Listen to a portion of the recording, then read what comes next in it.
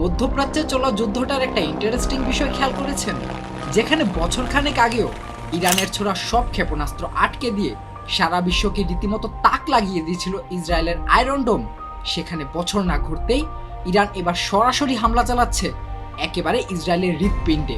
বলছি ইসরায়েলের পারমাণবিক গবেষণার অন্যতম স্পর্শকাতর জায়গা ডিমোনা শহরের কথা। শুধু হামলা চালিয়েছে বললে আসলে কমই বলা হয়।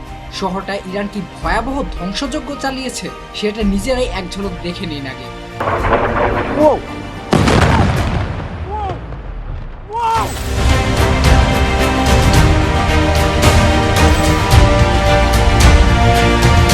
এখন স্বাভাবিকভাবেই নিশ্চয়ই মনে প্রশ্ন আসছে, বছর খানেকের মধ্যে কি এমন আলাদিনের চেরাগ হাতে পেল ইরান, যার মাধ্যমে তারা একই সাথে যুক্তরাষ্ট্র আর ইসরায়েলের মতো দুই পরাশক্তিকে রীতিমতো নাস্তানাবুদ করে ছাড়ছে। বাস্তবে আলাদিনের চেরাগ হাতে না পেলেও ইরান পেয়েছে চীনের সাহায্য।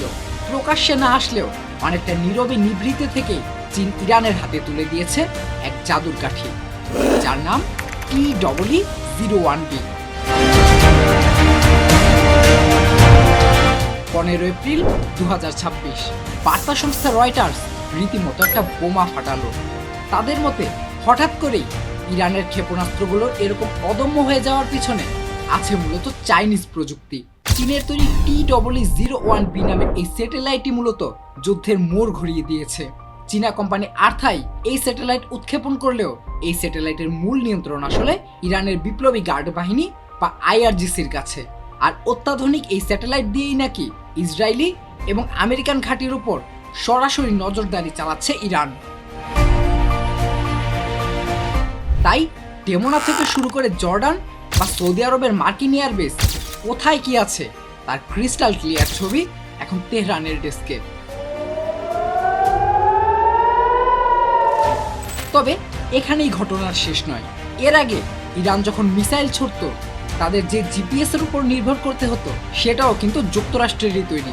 আর তাই সিগন্যাল জ্যাম করে ক্ষেপণাস্ত্রের পথ আটকে দেয়া কিংবা মাঝপথে ধ্বংস করে দেয়াটা যুক্তরাষ্ট্র কিংবা ইসরায়েলের জন্য খুব একটা কঠিন ছিল না।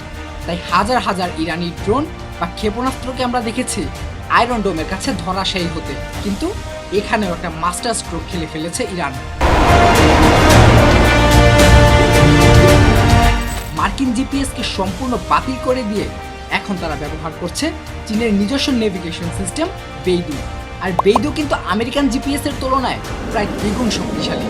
সংবাদ মাধ্যম আল জাজিরা জানিয়েছে আমেরিকার জিপিএস এ স্যাটেলাইট আছে 24টি আর বেইদুর স্যাটেলাইটের সংখ্যা 45টি। তাই এর সিগন্যাল জ্যাম করা প্রায় অসম্ভব। এর মানেটা বুঝেছেন? এর মানে হলো ইরানের মিসাইল বা ড্রোনগুলো এখন আগের চেয়ে কয়েক গুণ বেশি নিখুঁতভাবে আক্রমণ দাগাতে পারবে। সাবেক ফরাসি গোয়েন্দা প্রধান এলেন জুলিয়েট তো রাগঢাক না রেখেই বলে দিয়েছেন, গত কয়েক মাসে ইরানের মিসাইলের অ্যাকুরেসি দেখে তিনি রীতিমতো অবাক। একদম সুইয়ের মতো নিখুঁতভাবে আঘাত করছে তারা। 2026 সালের এই যুদ্ধটা কিন্তু আমাদের বিশাল বড় একটা শিক্ষা দিচ্ছে। প্রযুক্তির লড়াইয়ে কেউ চিরকাল রাজা থাকে না। যে ইসরায়েল আর আমেরিকা তাদের আকাশ সীমাকে দুর্ভেদ্য ভাবত, তারা আজ চীনের স্যাটেলাইট আর ইরানের দৃঢ় প্রত্যয়ের সামনে অনেকটাই দিশেহারা। আর হরমুজে ইরানিয়ানদের মাথা উঁচু করে প্রতিরোধ কিংবা ডিমোনার সেই আগুনের লেলিহান শিখাটাই হয়তো বলে দিচ্ছে মধ্যপ্রাচ্যের ক্ষমতার ভারসাম্য আসলেই চিরতরে বদলে গেছে।